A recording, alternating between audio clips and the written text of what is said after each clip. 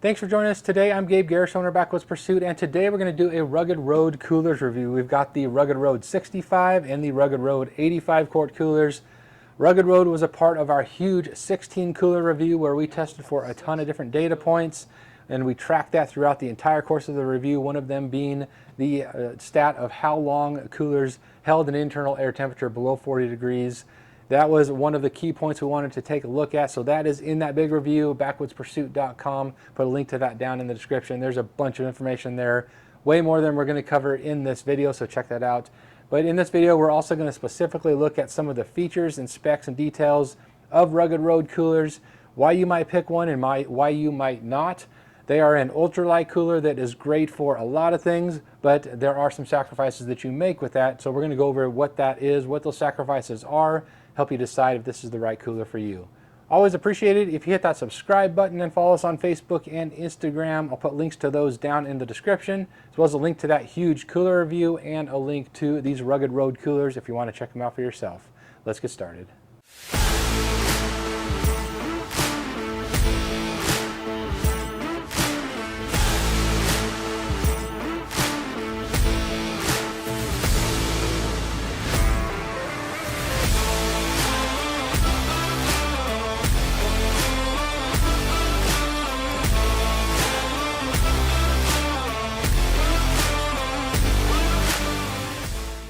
All right, to get started, let's take a look at some of the specs and details of these Rugged Road coolers. Then we'll get into the performance and how they did in that big review. The Rugged Road 65 here weighed in at an incredible ultralight 11.2 pounds, and the Rugged Road 85 came in at 15.5 pounds. If you're familiar with rotomolded coolers, that's more than half as light as most coolers in the same size category. Incredibly lightweight, a lot easier on the back, especially you fill these things full of ice and drinks or whatnot, and they get really, really heavy. So that is one of the huge upsides to these Rugged Road coolers. They are incredibly lightweight. Most 65 quart coolers you can't just pick up like that so easily. Makes them really, really attractive for a lot of options and a lot of activities you may be wanting to use one of these for. Now, as far as internal volume, we measured the actual internal volume of every single cooler in that review. The Rugged Road 65 here came out with an internal volume of 44.1 quarts, and the Rugged Road 85 here measured out to be an internal volume of 64.2 quarts. So roughly 21 quarts smaller as far as the internal volume versus the name designation. So keep that in mind if you're selecting the size, because you don't want to pick up a 65 thinking you're getting an internal volume of 65, whereas you come away with a 44 quart internal volume, or same with the 85. And so pick accordingly that way. That's an important note to make, because you don't want to buy, say, an 85 quart here thinking you're getting a really, really big cooler and then be about 20 quarts smaller than you think that as far as internal volume. So that's an important note to take away here when you're picking the size of Rugged Road cooler you want to go with. Now, as far as cost per quart, we took the internal measured volume that we measured filling these with water and took that by the cost for these coolers to give you the actual per quart cost of each of these coolers, to give you an idea of how they stack up against the competition. The 65 quart here came in at a cost of $7.94 per quart based on the internal volume that we measured, and the 85 quart here came at a cost of $6.23 per quart based on that actual internal volume. So they certainly are on the more expensive side, but as is the case a lot of times if you're familiar with ultralight gear, a lot of times ultralight means more expensive as well. So that's not surprising in that regard, but they are certainly on the more expensive side on the cost per quart basis. All right, now some of the physical features of these coolers, then we'll jump into the performance. The latch system on Rugged Road coolers is kind of unique. It's one latch in the center of both of these. You can just pull that, and you can actually kick it with your foot. It makes it real easy to open if you have your hands full or whatnot, and it allows you to open up that cooler. You have the rubber ring here. That's a new addition for the Gen 2, I believe, with these. And then your coating here is a Rigorite coating. It honestly feels like a styrofoam kind of a feeling covered with this Rigorite coating. So it's a very unique feeling, very different than a rotomolded cooler. That's why it's so incredibly ultralight, is they have this tough coating. It is very tough.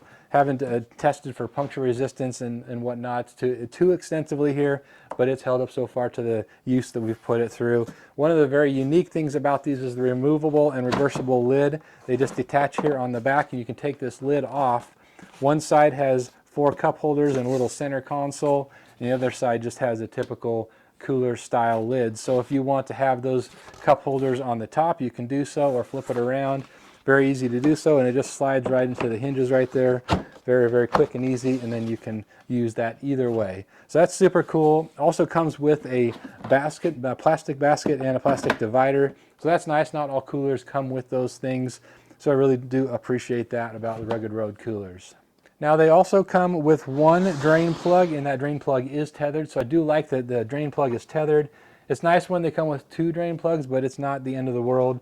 The drain plug here is, like I mentioned, tethered, but it is a little bit on the small side here. It doesn't drain quite as quickly as some of the others that we tested. Again, not a huge deal, but that is something that could be faster if you were needing to quickly drain any water out of your cooler. It takes a little bit longer than some of the others.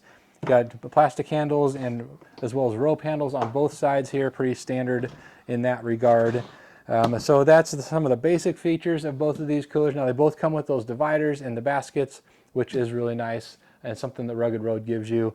The 65 quart has 2 hinges on the back, whereas the 85 has 3.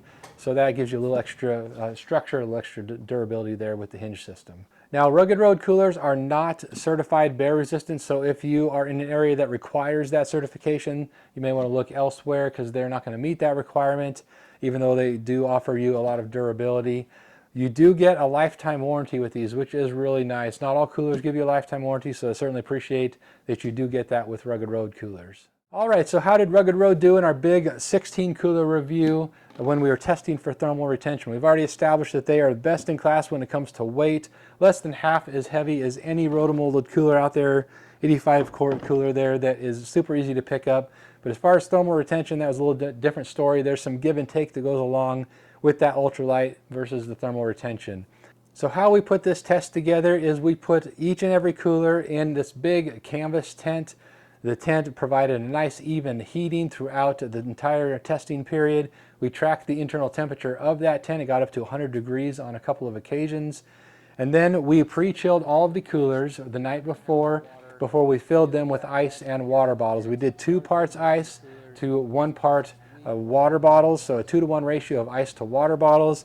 And that amount that we filled them with was relative to the actual internal volume that we measured for each and every cooler to make sure it was even across the board.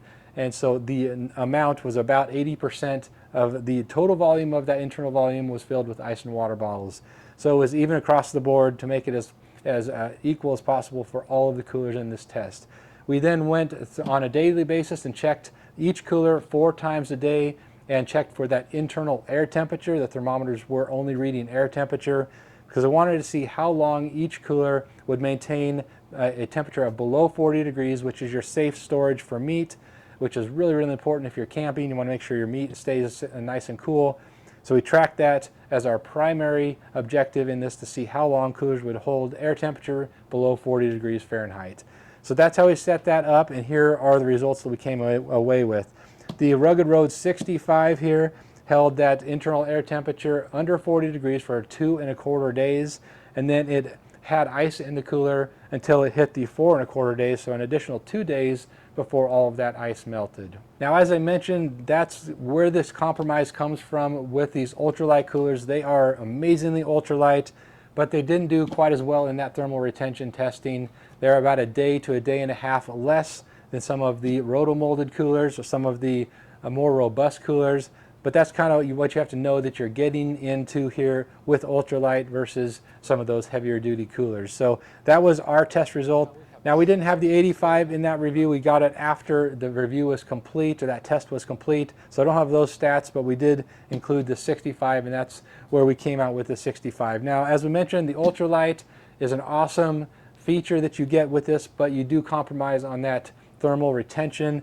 At that 2¼ days, that's about a day worse than the others in its class, and it came in last place as far as thermal retention, but conversely, first place in the ultralight category. So there's certainly a give and take there. If you don't need a 3+ day cooler, then this is going to do great. But if you want something longer, this is going to keep that air temperature a lot longer. You may want to go a different route, but these are great for your boating trips, your trips to the beach, those types of things where you don't need many days of temperatures below 40 degrees Fahrenheit. Again, it did keep that ice in there for an additional 2 days, so you do have those temperatures between 40 and 50 degrees for that 2 days, which is nice. So it's at least great for drinks up to that 4+ days. So keep that in mind when you're making your selection and how you're going to use the cooler, because that's an important factor.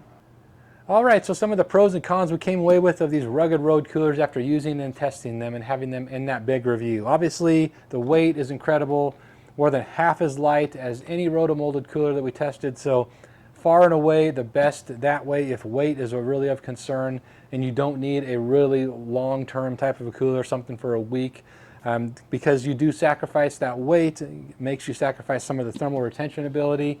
At least that's what we found in our testing. So certainly the give and take there, but that ultralight aspect is really nice with these coolers. One thing I didn't mention earlier that is really cool about these is that they float upright. No other cooler that we tested does that, so if you're, say, on a canoeing trip or out boating or whatnot, these are going to float upright for you, and so you can bring along food and drinks and whatnot on a canoeing trip or a boating trip, and it's going to have that for you. So it's a really nice feature that these offer that really no other cooler offers that we've tested. So that's really nice. I do like the latch system here. It's real nice and easy to get in and out of. And I like that you get a basket and a divider included with the coolers. That is real nice.